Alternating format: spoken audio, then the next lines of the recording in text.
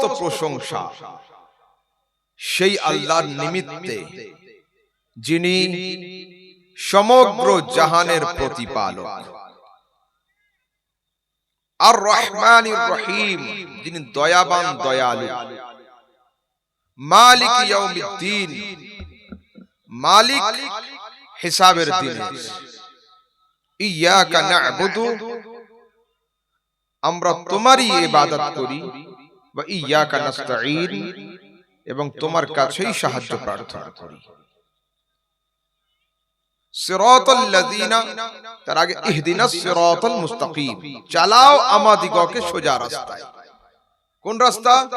সিরাতাল লাযিনা রাস্তা তাদের হবে আনআমতা আলাইহিম যাদের উপরে তোমার অনুগ্রহ বা দয়া রয়েছে, গায়রিল মাগদুবি আলাইহিম ওয়ালাদ-দাল্লিন তাদের রাস্তা নয় যাদের উপরে তোমার গজব রয়েছে, এবং তাদের রাস্তা নয় যারা হলো পথভ্রষ্ট। আসুন সূরাতুল ফাতিহার একটা একটা করে আয়াতের অল্প অল্প ব্যাখ্যা আমরা শ্রবণ করব। আলহামদুলিল্লাহি রাব্বিল আলামিন সমস্ত প্রশংসা আল্লাহর, যিনি সমগ্র জাহানের প্রতিপালক। সমস্ত প্রশংসা যদি আল্লাহর হবে তাহলে সমাজের লোক নবীর প্রশংসা করে কেন, ওলির প্রশংসা করে কেন, আলেম ওলামা মুফতি পীর দরবেশ এদের প্রশংসা করে কেন? এই প্রশংসাগুলো কি ঠিক? জি হ্যাঁ, আসুন বুঝিয়ে দিচ্ছি আপনাদেরকে। সকালবেলা শীতের রাতে একজন লোক সকালবেলা শীতের দিন সকালে রাস্তার উপরে দাঁড়িয়ে আছে, আর দুইজন লোক নিজেদের মধ্যে ঝগড়া করছে, তাদের মিসআন্ডারস্ট্যান্ডিং ছিল। একজন বলেছে, বাহ সূর্যের তাপ, সূর্যের রোশনি কত সুন্দর। আরেকজন লোক দাবি করছে, খবরদার রোশনির প্রশংসা করা চলবে না, বলতে হবে সূর্য কত সুন্দর। মাঝখানে একজন এডুকেটেড লোক এসে দাঁড়ালো আর জিজ্ঞাসা করলো যে তোমাদের মধ্যে সমস্যা কি? তা বলছে, দেখুন না ইয়ে রোশনির প্রশংসা করছে, কিন্তু আমার দাবি হলো এই যে প্রশংসা একমাত্র সূর্যের হবে, রোদের প্রশংসা করা চলবে না। আমি বললাম, শোনো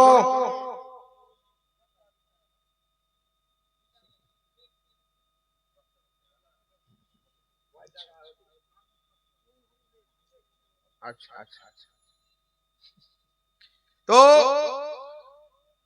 যদি কেউ সূর্যের প্রশংসা করে আর যদি কেউ বলে যে সূর্যের রোশনির প্রশংসা করা চলবে না, এটা কি যুক্তিযুক্ত হলো? না। যদি কেউ কিরণের প্রশংসা করে তার অর্থ এই হবে যে সূর্য ভালো তবে তো তার কিরণ ভালো। যদি কেউ ক্রিয়েশনের প্রশংসা করে তার অর্থ এই যে ক্রিয়েটর ভালো তবে তো ক্রিয়েশন ভালো। যদি কেউ সৃষ্টির প্রশংসা করে তার অর্থ হলো এই যে স্রষ্টা ভালো তবে তো সৃষ্টি ভালো। ও পৃথিবীর মানুষ, আলহামদুলিল্লাহি রাব্বিল আলামিন এর অর্থ এই নয় যে কেবলমাত্র আল্লাহর প্রশংসা চলবে, বাকি কারোর প্রশংসা চলবে না। এর অর্থ হলো এই দুনিয়াতে যত ভালো জিনিসের তুমি প্রশংসা কেন, ওই প্রশংসা ওর উপরে থাকবে না। প্রত্যেকটা প্রশংসা ঘুরে গিয়ে স্রষ্টা ক্রিয়েটর অলমাইটি আল্লাহর দিকেই চলে যাবে। যদি কেউ বলে অমুকজন ভালো, জানতে হবে তার স্রষ্টা যিনি তিনি ভালো তবে তো তার জিনিসটা ভালো। তো যদি কেউ কিরণের প্রশংসা করে, রোশনির প্রশংসা করে, তো ওটা অটোমেটিক্যালি সূর্যের দিকে চলে যায়। তো বিনা উদাহরণে যদি কেউ দুনিয়ার পয়গম্বর, ওলি আউলিয়া বা কোনো সৃষ্টির প্রশংসা করে, ও প্রশংসা ওর দিকে যাবে না, ও প্রশংসা ঘুরে গিয়ে স্রষ্টা আল্লাহ তাবারক ওয়া তাআলার প্রশংসাতেই গণ্য হয়ে যাবে। হলো? তারপরে কি বলছেন?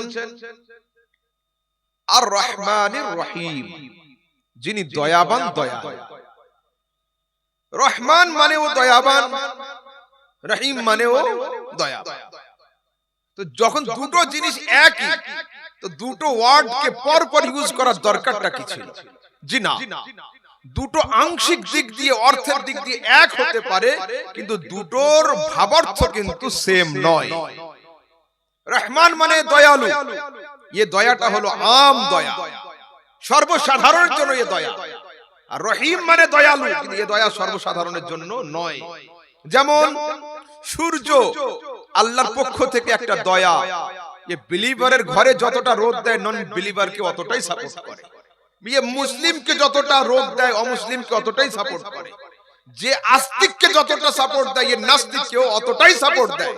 তো রহমান দয়া হলো আম, দুনিয়ার সবার জন্য। রহিম দয়া হলো খাস, কেবলমাত্র কিয়ামতের দিনে আল্লাহ তাবারক ওয়া তাআলা নিজের মান্যকারী, নিজের আনুগত্য বান্দাদের উপরে এর চাদর, এর পর্দা তিনি ফেলে দিবেন। এটা সবার জন্য নয়। মালিক ইয়াউমিদ্দিন, তিনি হিসাব কিতাবের দিনের মালিক, তিনি হিসাব কিতাবের দিনের মালিক। হলো প্রশ্ন হলো এই, হিসাব কিতাবকে সহজে বোঝানো যেতে পারে হাল খাতার দিন। তো হাল খাতা হয় কখন? সবকিছু যখন আপনার চোখের সামনে থাকে না তখন। তো আল্লাহর চোখের সামনে কি নেই কি আছে? সবকিছুই আছে। কে জান্নাতে যাবে খোদা জানে, কে জাহান্নামে যাবে সেটাও জানে। সবাই যদি সবকিছু আল্লাহ পাক জানবেন, তবে নতুন করে ডে অফ জাজমেন্ট করার দরকার কি ছিল? যে পৃথিবীর মানুষ, এই হিসাব হলো বাহানা, আর জালওয়ায়ে মুস্তাফা দেখানো হলো আসল উদ্দেশ্য। তারপরে ইয়াকা না'বুদু ওয়া ইয়াকা নাস্তাঈন, আমরা তোমার ইবাদত করি আর তোমার কাছে আমরা সাহায্য প্রার্থনা করি। হ্যাঁ, দুনিয়াতে ইবাদত একমাত্র আল্লাহর জন্য হবে, আল্লাহ ছাড়া কারোর ক্ষেত্রে ইবাদত হবে না। মুহাব্বত সবার জন্য হতে পারে, ইবাদত অনলি ফর অলমাইটি আল্লাহ। আল্লাহ ছাড়া দ্বিতীয় কারোর জন্য ইবাদত করা চলবে না। ঠিক আছে? ওয়া ইয়াকা নাস্তাঈন, এবং তোমার কাছে আমরা সাহায্য প্রার্থনা করি। এই জায়গাতে আমার কিছু ভাই ধোঁকা খেয়ে যায়, যে সাহায্য একমাত্র আল্লাহর কাছে হবে, আল্লাহ ছাড়া কারোর কাছ থেকে সাহায্য চাওয়া চলবে না। তো ওই ভাইটাকে যদি কুয়োর সামনে নিয়ে গিয়ে দুজন ধাক্কা দেয় আর দুজন নিউট্রাল লোক দাঁড়িয়ে থাকে, ও ডাকবে কাকে? আল্লাহ বাঁচাও না ও ভাই আমাকে বাঁচাও? যদি ও ভাই আমাকে বাঁচাও বলে, এর দ্বারাতে লোকটা কাফের বেঈমান কিন্তু হবে না। কেন? ওই জায়গাতে সরাসরি আল্লাহ তাবারক ওয়া তাআলার সাহায্য তোমার কাছে আসবে না। ওই জায়গাতে যদি কারোর হাত তোমাকে ধরে, ওটা খোদার পক্ষ থেকে তোমার সাহায্য হিসাবে গণ্য হয়ে যাবে। ঠিক আছে? তারপরে কোরআনে কারীমের অন্য আয়াতে আল্লাহ তাবারক ওয়া তাআলা বলছেন, আপনি একটু সরে দাঁড়ান, ওদের অসুবিধা হচ্ছে, ওদিকে গিয়ে বসুন।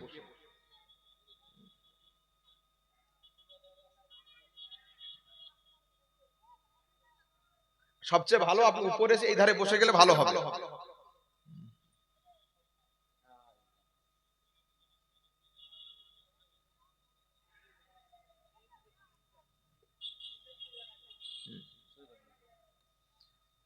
আচ্ছা, তারপরে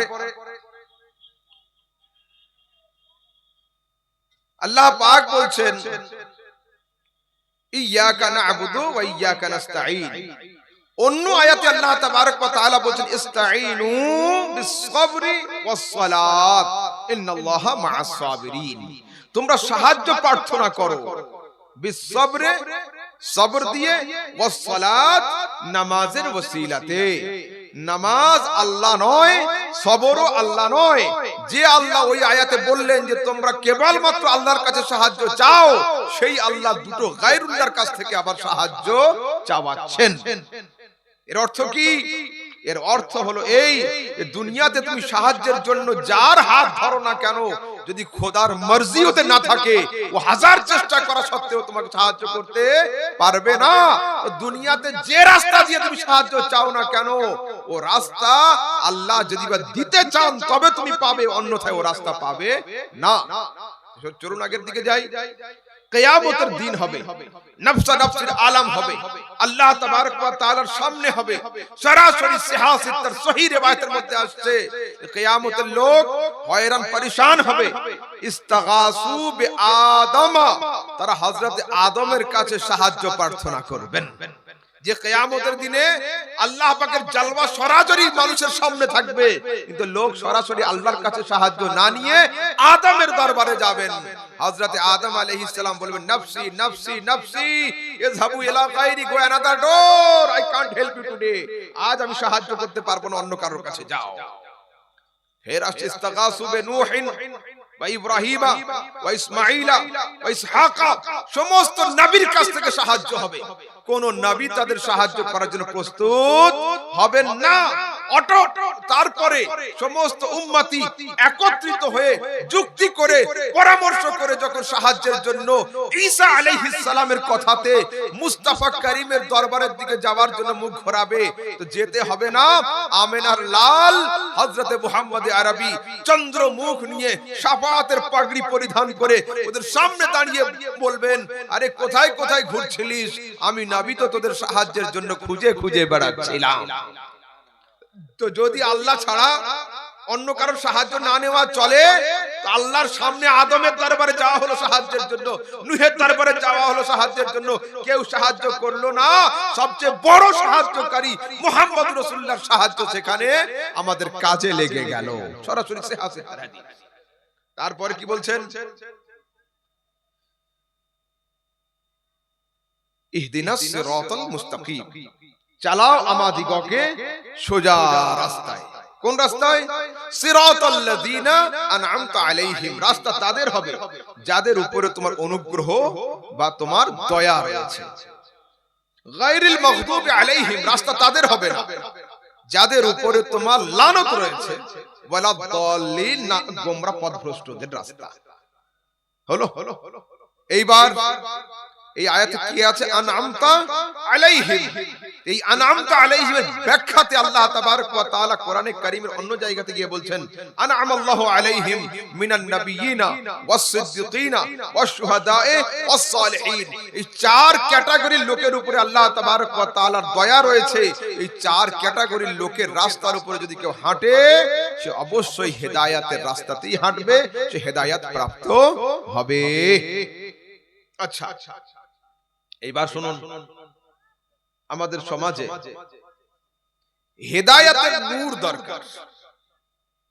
কোরআনে কারীমের আয়াতে আছে, ক্বাদ জাআকুম মিনাল্লাহি নূরুন ওয়া কিতাবুন মুবিন, এসেছে আল্লাহর পক্ষ থেকে তোমাদের কাছে একজন নূর। এই জায়গাতে নূর নিয়ে ব্যাখ্যা, এটা দীপ্ত নূর না অদীপ্ত নূর, এই নূরের অর্থ কি?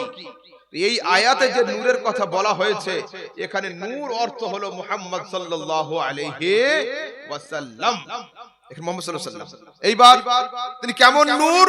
বলছে আল্লাযী ইউখরিজুকুম মিনাজ যুলুমাতি ইলান নূর, তিনি এমন নূর যিনি অজ্ঞতার অন্ধকার থেকে তোমাকে উঠিয়ে এনে আলোর দিকে পথ প্রদর্শন করবেন, যিনি গোমরাহি থেকে উঠিয়ে নিয়ে তোমাদেরকে হেদায়েতের পথ দেখাবেন, ইনি হলেন সেই নূর।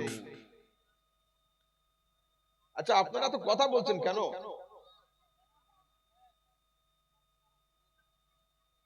এত কথা বলছেন কেন? কোন প্রশ্ন থাকলে জিজ্ঞাসা করুন, কথা বলবেন। জলসায় এত লোকজন কম, ফের আপনারা যদি 4 জন লোক থেকে যদি বা 3 জন কথা বলেন, তাহলে মুশকিল হয়ে যাবে। তাহলে নিজেকে ওয়াজ করে নিজেকেই শুনতে হবে, বড় সমস্যা।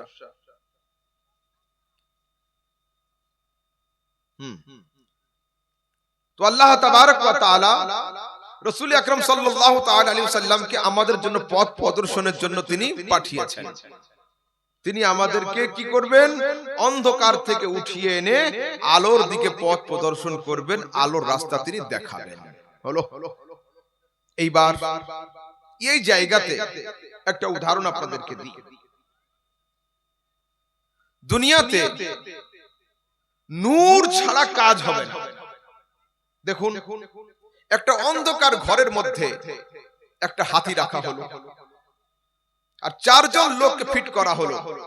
যে হাতি সম্পর্কে বাইরে এসে তোমরা নিজেদের এক্সপেরিয়েন্স জানাবে হাতি কেমন। একজন লোক ঘরের মধ্যে গেল, ওর হাত পড়লো হাতির কানের উপরে, ও হাতির কানটা খুব ভালো করে দেখলো, অন্ধকারে ধরলো, বাইরে আসলো, আসার পরে জিজ্ঞাসা হলো হাতি কেমন? তা বললো হাতি হলো মোটা তখতার মতো পাতলা। আরো একজনকে নিয়ে যাওয়া হলো, ওর হাত দেওয়ানো হলো হাতির সুঁড়ের উপরে, ও হাতির সুঁড়ে হাত দিয়ে বাইরে আসলো, জিজ্ঞাসা হলো হাতি কেমন? তা বলছে হাতি হলো মোটা বাঁশের মতো। আরো একজন লোককে ঘরের মধ্যে নিয়ে যাওয়া হলো, ওর হাত দেওয়ানো হলো হাতির পায়ের উপরে, ও হাতির পায়ে হাত দিল, বাইরে আসলো, জিজ্ঞাসা হলো হাতি কেমন? তা বলছে হাতি হলো তাল গাছের মতো মোটা। আরো একজন লোককে নিয়ে যাওয়া হলো, ওর হাত দেওয়ানো হলো হাতির পেট আর পিঠের উপরে, তারপরে বাইরে আসার পরে জিজ্ঞাসা হলো হাতি কেমন? তা বলছে হাতি হলো পাহাড়ের মতো লম্বা চওড়া মোটা। ঘরের মধ্যে যখন চারজন লোক প্রবেশ করলো, চারজন লোকের নিয়ত একটাই ছিল, উদ্দেশ্য একরকম ছিল, হাতি দেখবো, হাতি সম্পর্কে বাইরে মানুষকে জানাবো। তো চারজন গিয়েছিল এক নিয়তে, চারজন ঘরে প্রবেশ করলো এক নিয়তে। চারজন যখন ঘর থেকে বের হলো, রেজাল্ট একরকম হয়নি, রেজাল্ট কিন্তু চার রকম হয়েছে। কেন? মাওলানা জালালউদ্দিন রুমি লিখছেন, ঘরের মধ্যে যদি একটা 50 টাকা দামের সিএফএল বাল্ব লাগিয়ে দেওয়া হতো, তো চারজনের রেজাল্ট চার রকম হতো না, চারজনের রেজাল্ট এক রকম হতো। তো পৃথিবীর মানুষ, সারা জগতের মানুষ তো খোদা খোঁজার জন্য বাড়ি থেকে বের হয়েছিল, কিন্তু এরা প্রত্যেকে অন্ধকারে সফর শুরু করেছিল, অন্ধকারে পাড়ি দিয়েছিল। কেউ 2 খোদায় বিশ্বাসী হয়েছে, কেউ 3 খোদাতে গিয়ে আটকে গিয়েছে, কেউ বহু খোদাতে বিশ্বাসী হয়েছে, কেউ নন বিলিভার হয়ে নাস্তিক হয়ে দাঁড়িয়ে গিয়েছে, কোন খোদার সন্ধান ও পায়নি। কিন্তু যাদের হাতে নূরে মুস্তাফার টর্চ লাইট ছিল, ওরা সত্যভাবে এক খোদাকে নিজেদের উপাস্য হিসাবে খুঁজে পেয়েছে। ও পৃথিবীর মানুষ, যদি তোমাদের সাকসেস হতে হয়, যদি তোমাদের সঠিক জায়গা পর্যন্ত পৌঁছতে হয়, অন্ধকারে গেলে হবে না, হাতে কোরআন নিতে হবে। আর কোরআনকে পড়ার জন্য, কোরআনকে বোঝার জন্য, কোরআনের নলেজকে জানার জন্য মুহাম্মদ রাসূলুল্লাহ সাল্লাল্লাহু আলাইহি সাল্লামের ব্যাখ্যাকে সঙ্গে নিতে হবে। সরাসরি হযরত আলী বলছেন যে পুরো কোরআনের যতটা নলেজ, পুরো কোরআনের নলেজকে আল্লাহ তাবারক ওয়া তাআলা জমা করে দিয়েছেন সূরা আল ফাতিহার মধ্যে। পুরো কোরআনের নলেজকে জমা করে দিয়েছেন সূরা ফাতিহার মধ্যে। ফাতিহার যতটা নলেজ বিশ্লেষণ আল্লাহ তাবারক ওয়া তাআলা জমা করে দিয়েছেন বিসমিল্লাহির রহমানির রহিমের মধ্যে। পুরো বিসমিল্লাহর মধ্যে যতটা নলেজ, এর মধ্যে যতটা জ্ঞান এবং যত যা কিছু আছে, সব কিছুকে আল্লাহ তাবারক ওয়া তাআলা জমা করে দিয়েছেন বিসমিল্লাহর বায়ের মধ্যে।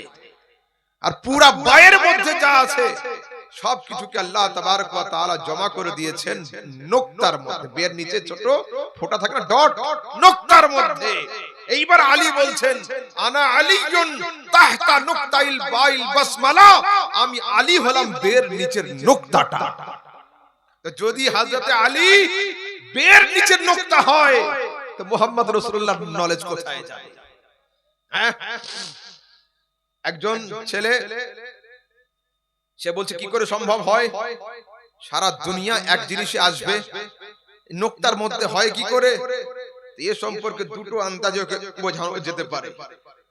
যদি সায়েন্সের ছেলে হয়, তো ওর সামনে অণু আর পরমাণুর সংজ্ঞা রেখে দাও। যদি সায়েন্সের ছেলে হয়, ওর সামনে অণু আর পরমাণু সম্পর্কে আলোচনা করো, যে একটা পয়েন্টকে কত ভাগে ভাগ করা যায়। আর যদি অন্য সাবজেক্টের ছেলে হয়, তো ওর সামনে ভারতের ম্যাপটা খুলে রেখে দাও, রেখে দিয়ে জিজ্ঞাসা করো এর মধ্যে দিল্লি কোথায়? ও আস্তে করে হাত দিয়ে বলবে এই দেখেন দিল্লি। আচ্ছা, দিল্লির টোটাল পপুলেশন কোথায়? বলতে হুজুর এর মধ্যে। দিল্লিতে লক্ষাধিক ভাড়া ট্যাক্সি আছে, কোথায়? বলতে এই নুকতার ভিতরে। ওলা উবারের গাড়িগুলো কোথায়? এই নুকতার ভিতরে। তাজ হোটেল কোথায়? হুজুর এর মধ্যে। সুপ্রিম কোর্ট কোথায়? এর মধ্যে। তো বাংলা এডুকেশনের মধ্যে যদি একজন মানুষের তৈরি করা ম্যাপের নকশার ভিতরে দিল্লির সমস্ত population with cars with mobile phone with cameras with everything যদি বা তুমি ইনক্লুড করতে পারো তো আল্লাহ তাবারক ওয়া তাআলা তৈরি করা একটা নকশার মধ্যে সারা জগৎকে ঢুকিয়ে রাখবে। এটাতে অস্বীকার করার কোন জায়গা রয়েছে? যারা অ্যাটম সম্পর্কে জানে, অণু পরমাণু সম্পর্কে জানে, সায়েন্স প্রথমে অ্যাটম পর্যন্ত থেমে গিয়েছিল, অণু পর্যন্ত শেষ, তারপরে এক ধাপ হলো, ফের আরেক ধাপ হলো, মডার্ন সায়েন্স মডার্ন টেকনোলজি যত আসছে তারা ছোট ছোট পয়েন্টকে ভাগ করতে এখন সক্ষম হচ্ছে। মানুষের তৈরি করা একটা পয়েন্টকে যদি লক্ষ ভাগে ভাগ করা যায় তো আল্লাহ তাবারক ওয়া তাআলা তৈরি করা একটা পয়েন্টকে লক্ষ ভাগে ভাগ করলে সারা দুনিয়ার ওজুদ তাতে আসবে না কেন? সারা দুনিয়ার এক্সিস্টেন্স তাতে আসবে না কেন? ঠিক আছে।